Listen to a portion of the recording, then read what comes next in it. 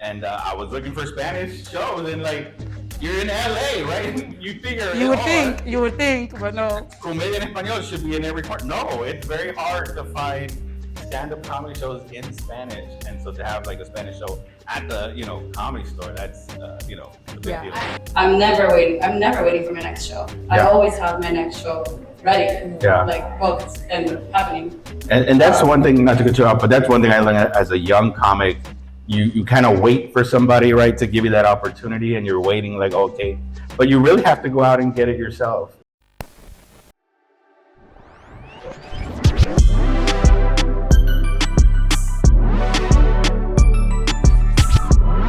Welcome to La Artisteada with Kiara González Durán.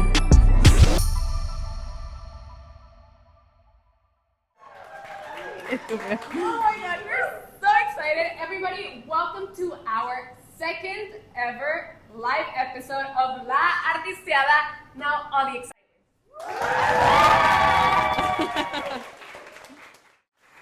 Thank you so much. Thank you so much for being here. And then also thank you so much for all of y'all watching us at home.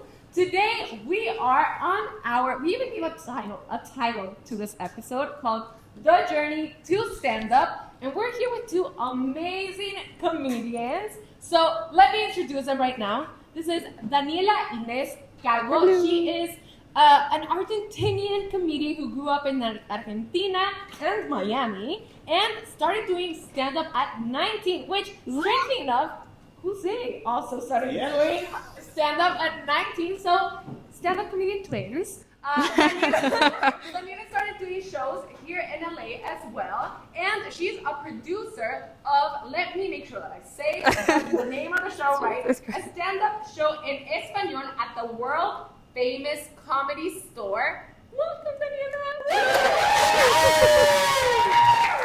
Gracias, Kiara. That is such a sweet introduction. I'm like nervous. Oh my God. Yeah, thank you for having me. I forgot to say that she does shows in English and Spanish as well. So we like to say that she is doubly funny. Ah, bueno, doubly funny. No pressure.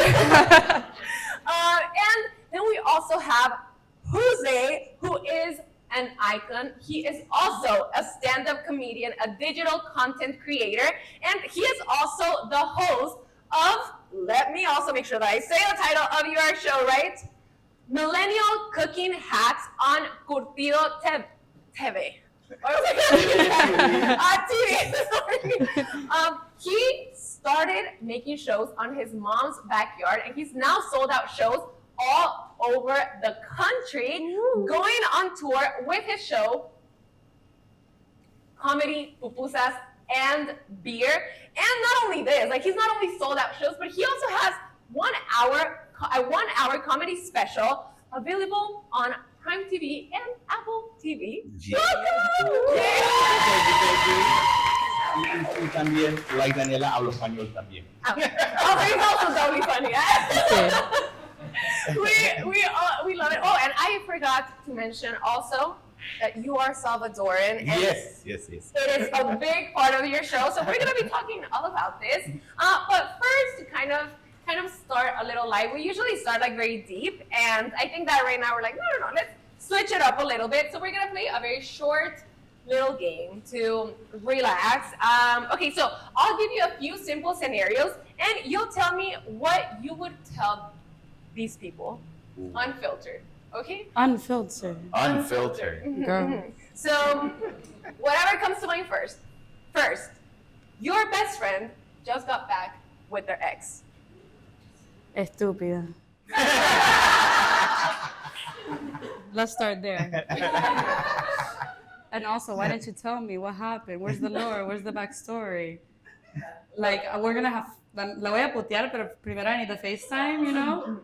You know, like, first I want the chisme. Yeah. I would not like to be your best friend. Your turn. Good for you, bro. Good for you.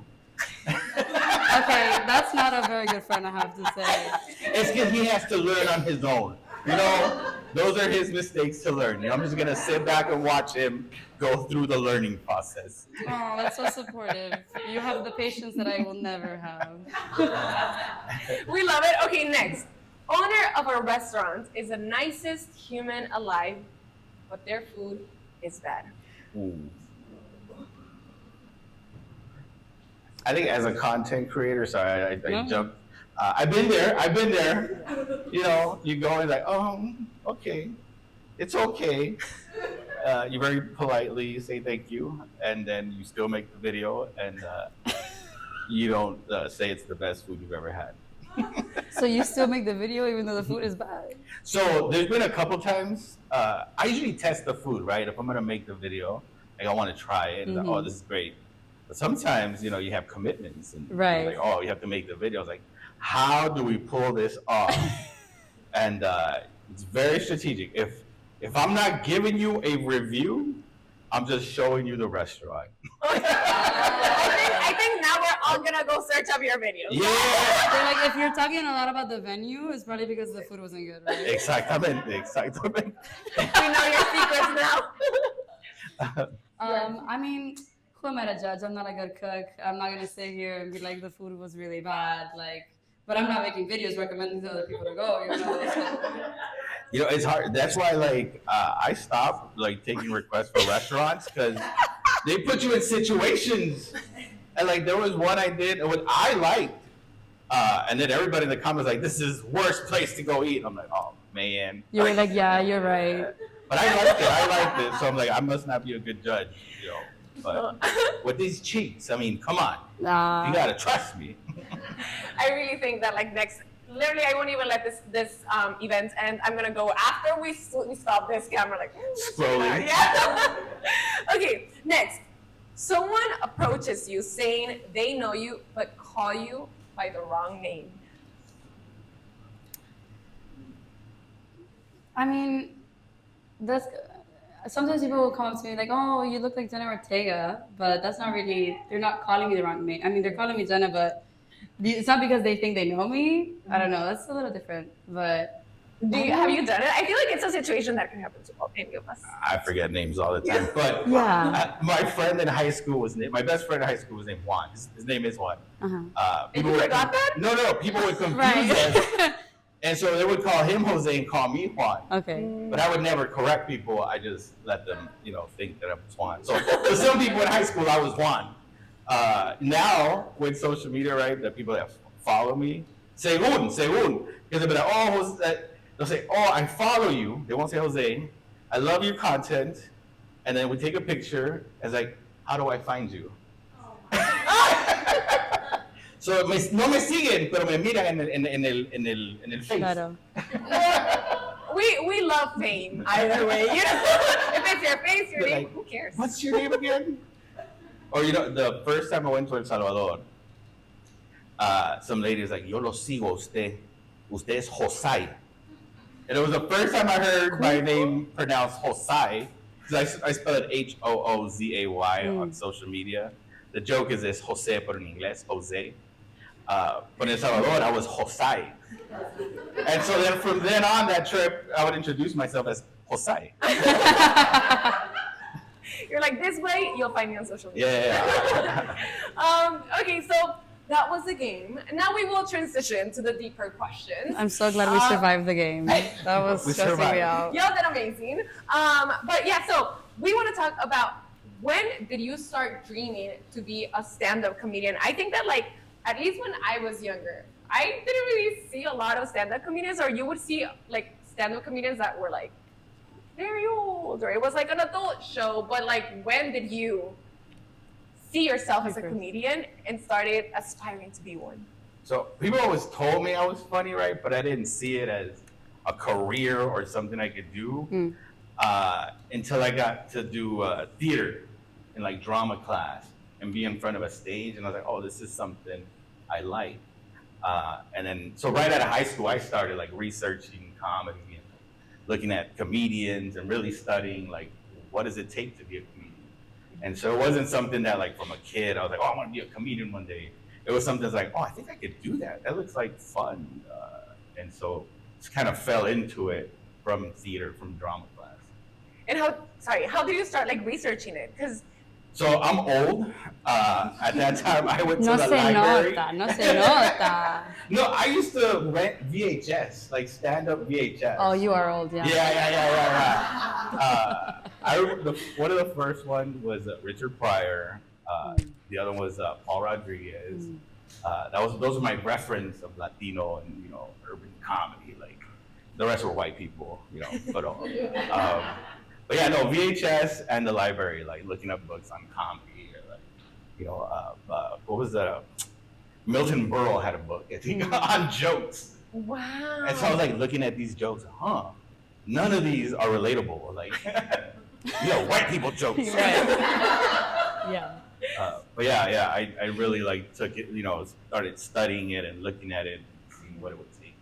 Oh my gosh, I love that. We'll come back to the next step, but So you were 19, you said, when you started? Yeah. But you dreamt about it in high school already? So I took theater, drama in high school. Okay, I see. And that was my first taste of like being in front of an audience. So yeah, for me it was a little different. In high school, I actually didn't do any sort of drama, theater, art, nothing. Like, I went into college thinking I was going to be an engineer, and then I had to take like a theater class, like for like some sort of like credit that was like general whatever education. And then I was like, whoa, I want to understand like everything that goes into this, like not just the acting, but like the production, the design, the directing. And then I switched my major to theater and film production. And so as a theater major, I took a stand-up comedy class, but not because I wanted to be a comedian. Like, I didn't think about it like that. It's just like, oh, whatever, I have to, take a class in this. And then I had to read books about it. So I had to read like joke writing books and also just like understanding a little bit more of like the history. The mechanics. The mechanics, like the basics, like premise, setup, punchline. And I was 19. So I was 19 at the University of Florida, taking a stand-up comedy class. And I've always really liked presenting. Like in high school, I was like president of clubs and I was always like presenting. And inadvertently or unintentionally, I would like, part of engaging the audience was being funny. And yeah, I don't know if people told me I was funny in high school, but I was really good at roasting people. Oh, yeah. You know what I mean? Like, they were like, oh, don't piss Annie off because she'll embarrass you. Like, kind of like that.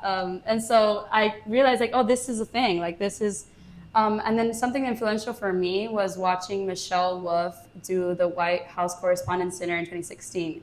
And she roasted the fuck out of Trump. And I was like, what is this art form? Like what, like, I didn't even know like that you could pursue that. That was like, you can, I don't know, take politics and make commentary out of it and make people laugh and make people think because they're laughing. And so, yeah, I took a comedy class in college, but I kind of let it go after that. Then the pandemic started, so I couldn't really do live performances anyway, just focus on filmmaking. And then I moved out here to like pursue TV writing actually, and with the strikes and everything, and that's why I fell into comedy again. So I had started when I was 19, kind of let it go, came back to it, but I never dreamed about it. Like I had no choice, like I had to do stand-up comedy.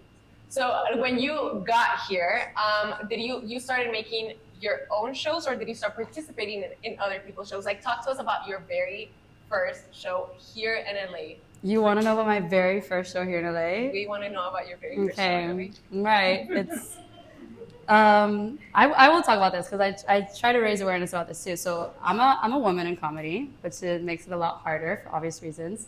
My very, very first show in LA, I had auditioned at a comedy club in North Hollywood, and I was super excited. I did my 3 minutes. Like when you're first starting out, it's like 3 minutes, 5 minutes. And then you're like, you're booked, whatever. It's like a show with like 20 people, but for me, I was super excited, right? And I go to my very first show, and in the backstage, I'm like up in line about to perform. You know where this is going? I see your face. Estás preocupada. Estás preocupada.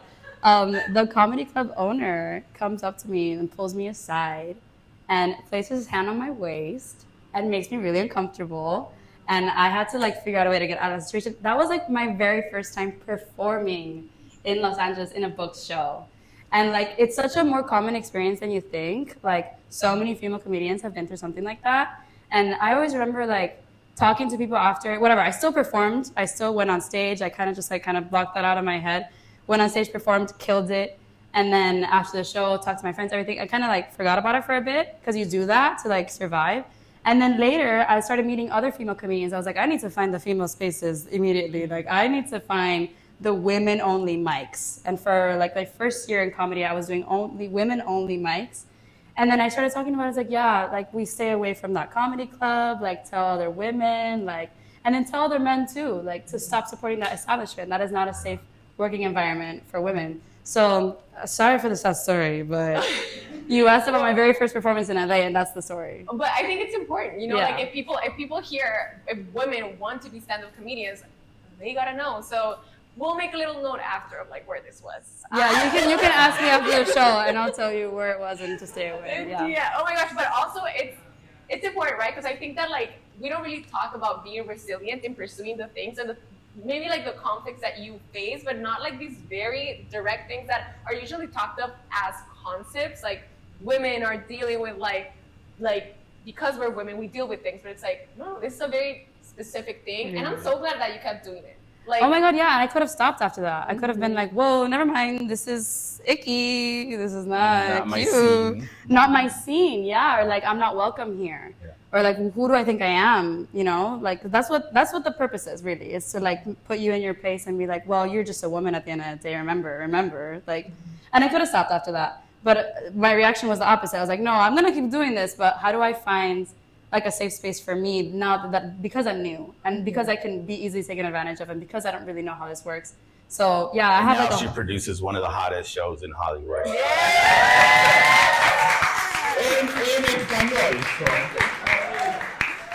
Thank you, that was really sweet. Yeah, you're right. It's full circle moment. yeah, so we all gotta thank you for not quitting. Hey, I like that. And okay, so your first show, I would love to talk about how man. you started. I listened to an interview that you did, and I was like, oh my gosh, you guys know this. Well, you were trying to explain to a white lady how to pronounce different things, and I was like, okay, we gotta tell this story again. But okay, tell us, how was your first show in your mom's backyard?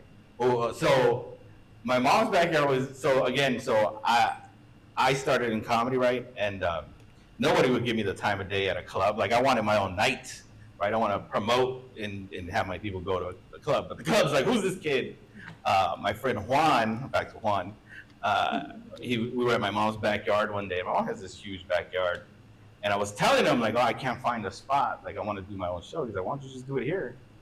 I was like, my mom's backyard? He's like, yeah, why not? Call it Comedy Under the Stars. Wow, romantico, I wow. was like, who's gonna come to Comedy Under the Stars, right? And I forgot about it.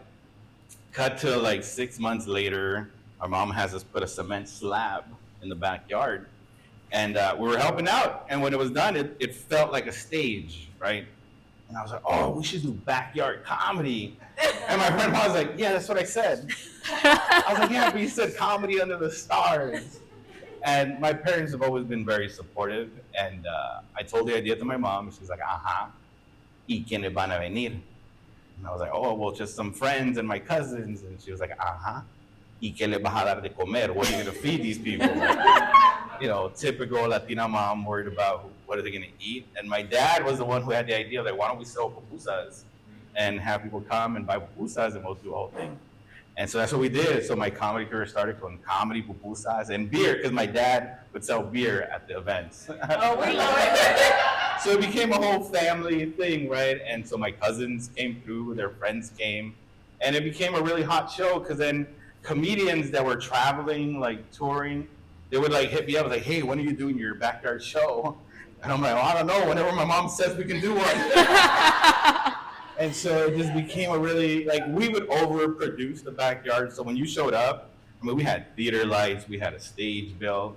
Like, it felt like a venue. Your friend was probably, yep, Comedy Under the Stars. Yeah, and to this day, he's like, told you, like, it would work. But yeah, that was like, you know, the start of producing shows and seeing what it takes to, like, you know, put in all the work. Because it does take work to produce a comedy show, and it's a whole different muscle. More work, I would say. Yeah. Than like the artistic part. Yeah. I would love Thank you. I think I want to like go about like this idea of bringing community together and for people to reach out to you, right? Like you produce a show, like is it weekly or monthly? Monthly. You produce a monthly show put together, and like if you ask any of us producers here, it is a whole business to put on a show together, and like you do it monthly with bringing amazing comedians. Can you? He's been on it. we love bringing comedians back together. Yeah. But can you tell us like how did you build this show in terms of how did you start contacting people? How did you start putting this together?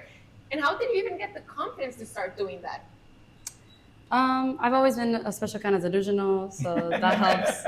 But honestly, I mean, I wanted to perform in español. Y no había donde. There just wasn't a show en español in Los Angeles. And I was like, okay, well, I'm kind of getting tired and I want to do it. So I just, you got to create what you want to see or what does, So you got to create the opportunity. So a year ago, April of last year, I produced my first show at a venue called The Yard in East Hollywood. It was my first show in español, and you got to work backwards. So you like book the venue and then you work backwards of like, okay, this is the date, this is the deadline, and like I gotta cast the comedians, I gotta market the shit out of the show, I gotta sell all these tickets, like 60 seats, that was contacting people. You gotta DM them. Like there's no secret sauce or special. Like if you know someone, cool. But I didn't know anybody. I was, I had been doing comedy for 2 years at that point, but in English. I hadn't started in español yet. Who was in my first show? Jesus Sepulveda was in my first show. He was our headliner, and that became like a monthly show. It was called No Habla Inglés at first, because I'd love to say that when I don't want to talk to somebody. I'm like, no habla inglés. So that was like the name of the show. So I did that for like 4 months. Hoozay was on the show in julio del año pasado. I think I literally just DM'd you. That's how we met. It was Instagram, and then it's like every comedian that would come on the show would like talk to me about other comedians. Like, oh, you should get so-and-so. You should reach out to this. I'm like, you should reach out to them and tell them about me, please, por favor. So it's community building like anything else. And then after doing that for 4 months, after doing it for a couple months, I opened for Angelo Colina in San Diego. Angelo Colina es un comediante venezolano. He's based in New York. And he had basically done what I did in New York. Like he started the first monthly show in español there. So like he's one of my mentors. Like he kind of told me how he did it, and I wanted to do that here. He talked to Francisco Ramos about me. I DM'd Francisco Ramos. I got him on the show. So definitely like producing your own show. Like I recommend it to any comedian who's trying to like get to the next level, because then you start working with headliners. You start working with like touring comedians. And then you start like kind of, then you can open for them or they introduce you to the people. So Francisco had been on my show twice now. Estamos en agosto. And then he was like, wait a minute, Daniela. So you're bringing out a crowd of 60 Latinos once a month to this little theater in East Hollywood en español, todo en español. And I'm booking the comedians. And I'm like also still going to open mics, and like I'm constantly scouting for new comedians too, like en español. He was like, why don't we bring this to the Comedy Store? So Francisco Ramos, he's been doing it for like 15 years. He started off at the Comedy Store as like one of the door guys there or whatever. And so he was like, we should bring this to the Belly Room. Like, would you want to produce with me? And so since desde septiembre del año pasado, from September of last year, we've been doing it at the Comedy Store. And to me, that was like, are you going to pinch me? Like, that was you like... You made it sound so easy, but the Comedy Store is a legendary comedy place. Not known for Spanish comedy. So... I think that's one of the first few shows. It's the first like show in español at the Comedy Store. Groundbreaking. Yeah, which is crazy to me because like it's like they had untapped audience. Like it's crazy to me that there wasn't a show in español at the Comedy Store before, like this like institution. So my comedy special came out last year, and when you drop a special, but like those are all your jokes, right? You have an hour of material. You got to start over. And you got to start over. And so I wanted to start over in Spanish. Mm-hmm. And so I started building material in Spanish. And I was looking for Spanish shows, and like, you're in LA, right? You figure you would think, but no. Comedia en español should be in every corner. No, it's very hard to find stand-up comedy shows in Spanish. And so to have like a Spanish show at the, Comedy Store, that's, a big deal. I love that you said an untapped market, because I think that like we're here, and I think that this happens with like a lot of things. Also, like, I just quick little commercial about my sister's business, the Lila Society. Like, I also, love the like, Lila Society. I proudly support the Lila Society. Go to Pilates and reggaeton with the Lila Society. But it's interesting because like there's Latinas going to exercise, but there's no spaces for Latinas to exercise, right? So I think that it's same concept. Like, yes, there's Latinos going to comedy shows, Latinos who speak Spanish, who also speak English, but who would also appreciate something fully in Spanish. So this is great. Well, there's also people who come to the show that it's their first time watching a comedy show ever, porque la mamá o la tía o la abuela que hablan español únicamente, and so they've never been able to go to a comedy show porque no hablan inglés, and so it's like this is the first time in a theater with other people like laughing at a comedy show, and like that really warms my heart because it's like Latinos deserve to laugh too. La puta madre, like. So one of the first spots that I did Spanish comedy was at the Laugh Factory. They had a show called Spanglish. Right. I was gonna say it's Spanglish. It's Spanglish, but in English. All the comedians were in English, and I'm like, I'm gonna go in and do it in Spanish, right? Like nadie me dijo you can't do it in Spanish. Yeah. So I went on this run for a while. Like I would go do shows que eran en inglés, and I would just do it in Spanish. I was like, period. Yeah, like el que entendió entendió, el que no entendió. El que no entendió que se joda. You were the Bad Bunny of your time. So I just went in, and so I did the Spanglish show. I recorded it, right, because it was my first set in Spanish, and it went well. Everybody laughed. It did great. I took that video to my dad, who's never seen me in Spanish, mind you. We did the backyard shows. We got the special, todo en inglés. So he's never like understood what I'm saying, pero se ríe. He's like, So I took this 10-minute video to my dad, played it on the laptop, and he's crying, laughing.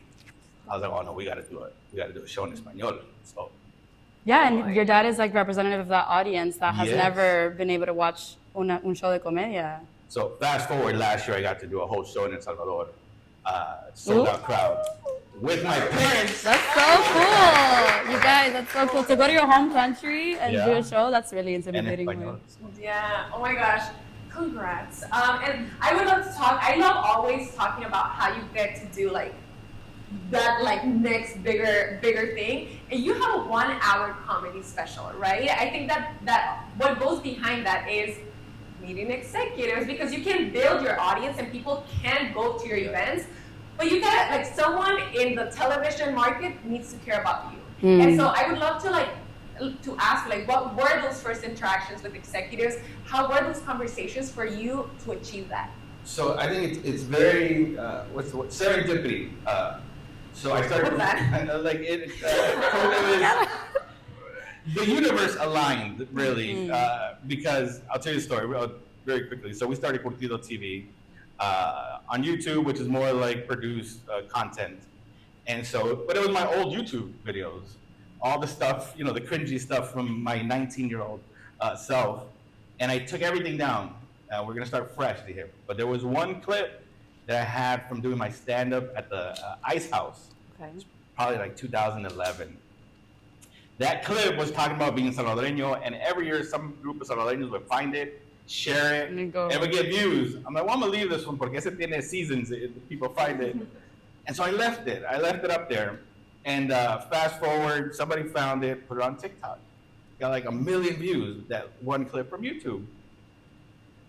The production company that did my comedy special, they were looking for a diverse group of comedians.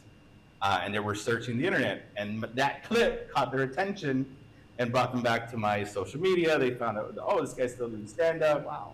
And that made the connection on getting the special.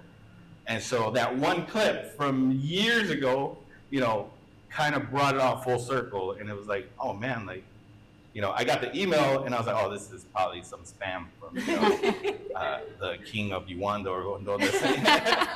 Yeah, right. You're gonna do a special on me. Quieren tu plata. Yeah.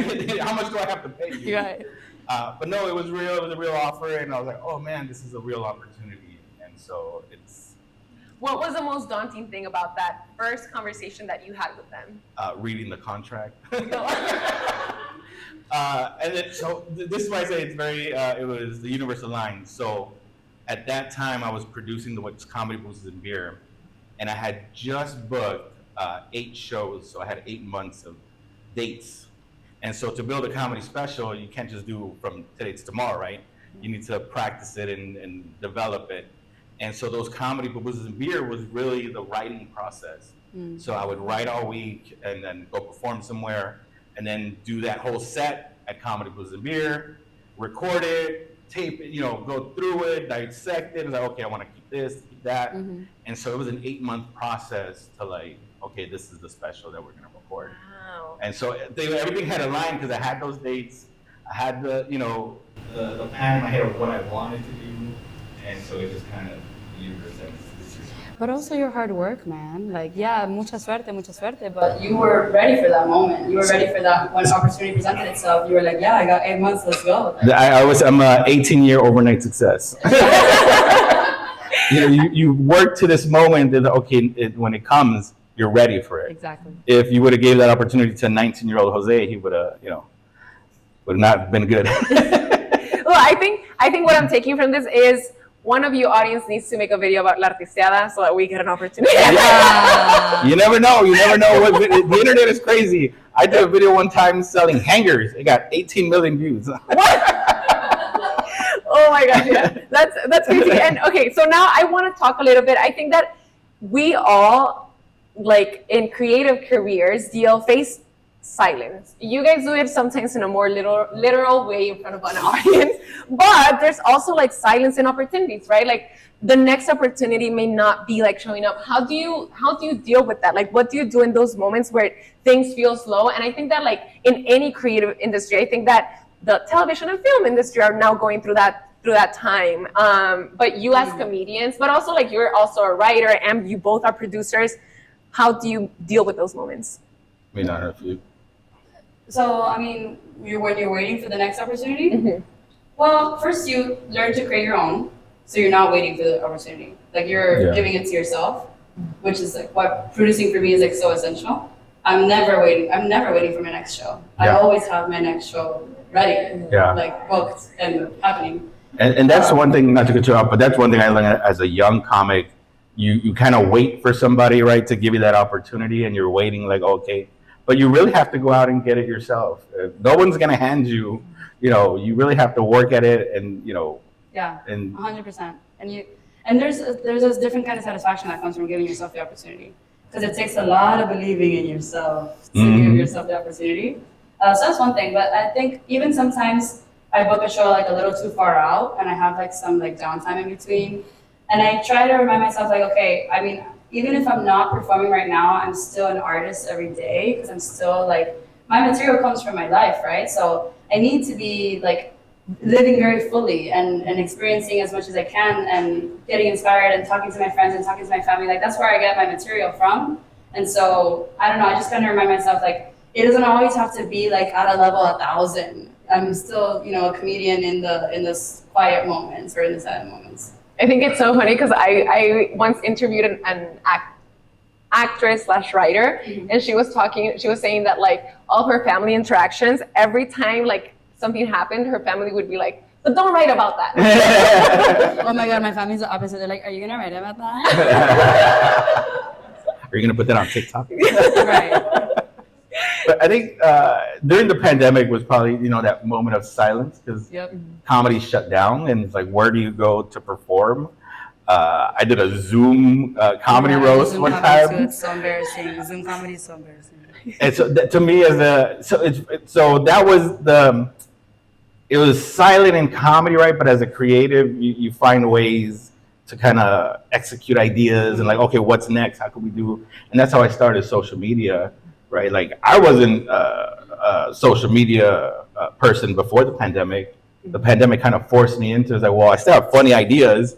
How do I put them out? And just started doing videos and putting them on TikTok and Instagram, and that created a whole thing. And so, as a creative, I don't think we ever stop creating and coming up with ideas. It's just how you execute it changes, or how you. The medium changes. Yeah, the medium changes, but. As creatives, there's no silence in our head. We can't be quiet. Get it. That's really the issue here. Well, I'm not a comedian, and if you ask anybody, I also can't be quiet. But I love it because you're like using the resources that you have around you to continue creating. And we're going towards like the end of this episode, but I really want to talk about the current state of our country, right? I think that our Latino community is facing like a very difficult moment. I think that I don't stop thinking about the state of the country at any point in my day. And I think that as comedians, your job is to make people laugh. So I would love to hear a little bit more about how do you think comedians should meet moments like this, and how do you meet moments like this? I mean, with comedy, timing is everything, and timing can mean a lot of things. Like, obviously, it's the rhythm of your voice and the punchline, etc., but also timing, like, politically and historically. Like, there's moments where you have to make a joke about it, like, within that week, and you have to post about it within that week because it's resonant with people then and there. And if you were to do it, like, a couple months later, it's just not as funny anymore. And I think also with comedy, whatever, the famous formula is that comedy equals tragedy plus time. And the more tragic something is, the more time it takes for it to be funny. But I did. So You did study comedy. there was books and libros. But you gotta forget the rules sometimes. Like you study a lot and you're like, anyway, none of that works. So we're gonna have to bring it. But yeah, so I think addressing, well, that's kind of what inspired me to start comedy, right? With that Michelle Wolf White House Correspondence Center. It's like addressing the political tension of the moment. And it's not so much about like not taking it seriously. Like I am taking it seriously, and that's why we have to talk about it. We have to address it. And like when we're laughing, it's because we're releasing the tension that we all feel regarding that like very controversial topic. But I think comedy is a really powerful tool to starting conversations and to like opening up people's minds. And sometimes you watch a joke about something that you didn't really agree with before, but when you laugh, you're agreeing, and so it just makes you think a little more. Yeah, it's a difficult time because it's hard because a lot of people, satire sometimes doesn't translate on the internet, especially if it's text. I did when Doge came out, right, and they were doing these cuts, and I put out a picture of me in a suit and saying that I started a casaca agency, and I was like investigating tortillas, these companies, and making sure they were optimum, working at optimum performance and like firing people.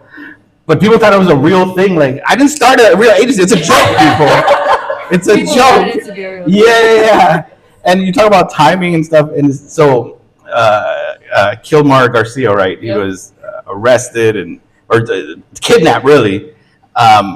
And so people didn't know if he was alive or he was dead. And the congressman from, no me acuerdo donde, Maryland went to go visit him. And so they put a picture out that he was talking to him. So he was alive. I think it was Fox, or I don't know what, or they said if Most likely.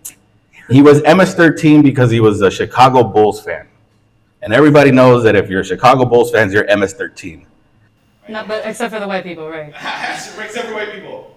So I did a picture. I said, "Oh, Kilmar Garcia is alive, but no longer a Chicago Bulls fan." That was a joke, but the timing was off because people still hadn't known that he was alive. So like people were like, "How dare you talk about it? You don't even know if he's dead." I'm like, "No, I'm telling you, he's alive." So the timing was off. Yeah. So I just took it down. Like, I don't want people, canceling me because talking about. So it is important. It's a tricky kind of thing to navigate in these times. I got called out for posting only feel-good content. I'm a comedian. The whole point is to make you laugh. And with politics right now, it's very divisive. Right? Like, especially with Latinos, I would say. Latinos. And the last thing I want to do is divide people. I want to make sure you laugh and have a good time. And if you come to a show, I want you to forget all the stuff that's going on. If you look at my content, I want you to forget all the craziness. You can still get craziness, and you can get the news everywhere now. Everyone doesn't have to be talking about the news, but you can still address it in certain ways. And if I put out feel-good content, it's because I want you to feel good. Yeah, I think it's like very, very tough. I think that like for me specifically, I'm not a comedian, so I'm like, oh my gosh, like I am just like overwhelmed. But I really wanted to hear your perspectives because I'm like, I think that as Latinos, we usually laugh at tragedy. Like that is something that like that's part of our cultura. No matter like where you're from, like I think like with Mexicans, we like someone dies and there's a way that things get flipped and it becomes Someone dying can be hilarious. yeah. Tiny. Yeah.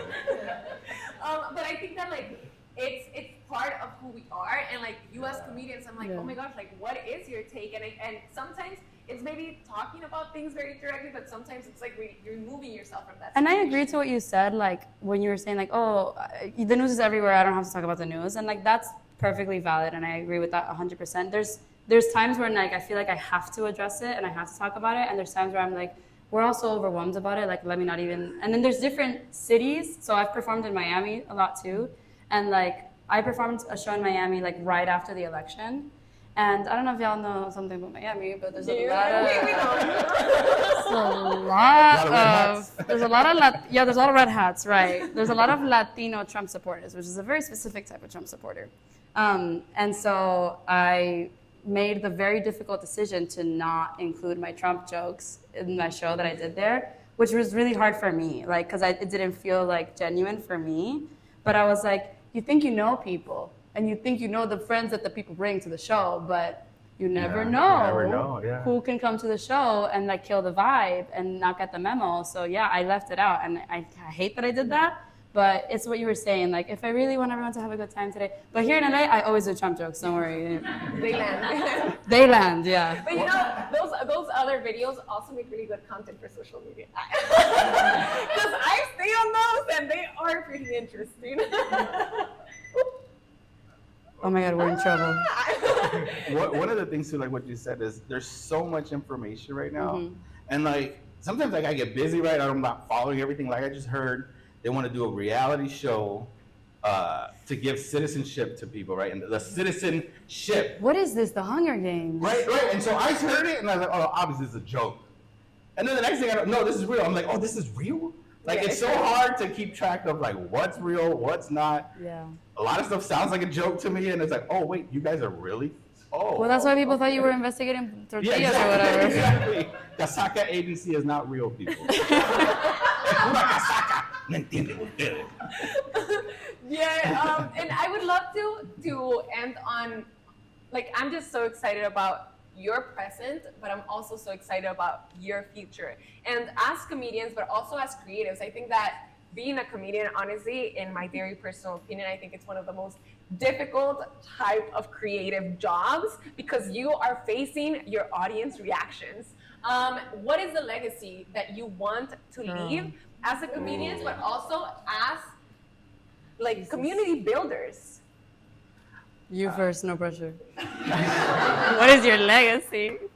I think really, you know, as a Salvadorian, I base my content a lot on being Salvadorian. And it's purposeful because I'm 65 years old. Mentira. But I've been around a long time, and I didn't have this representation growing up, right? I didn't have a Heritage Night growing up. I didn't have a Salvadorian comedian to look up to.